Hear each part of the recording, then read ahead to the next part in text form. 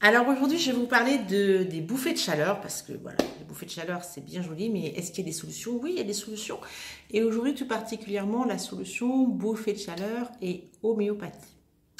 Alors ça, c'est une approche que j'aime beaucoup, l'homéopathie, parce que finalement, voilà, c'est une approche qui est safe, qu'on peut prendre longtemps et qui n'a pas d'effet secondaire, et ça, j'adore.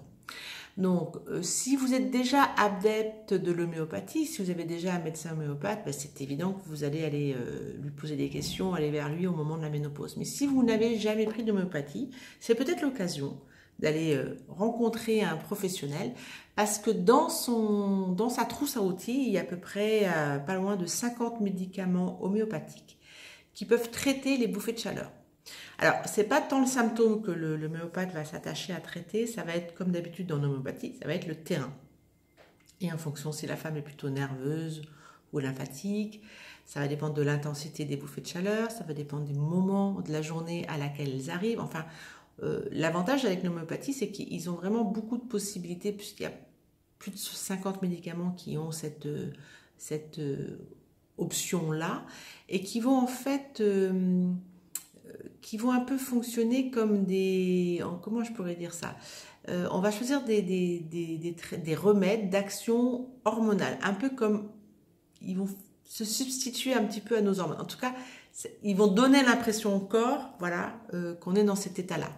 Donc, quand on dit qu'un traitement homéopathique marche pour les bouffées de chaleur, ça veut dire que l'intensité et la fréquence des bouffées de chaleur sont réduites de 50%, ce qui est déjà pas mal. Franchement, moi je dis bravo, c'est déjà pas mal.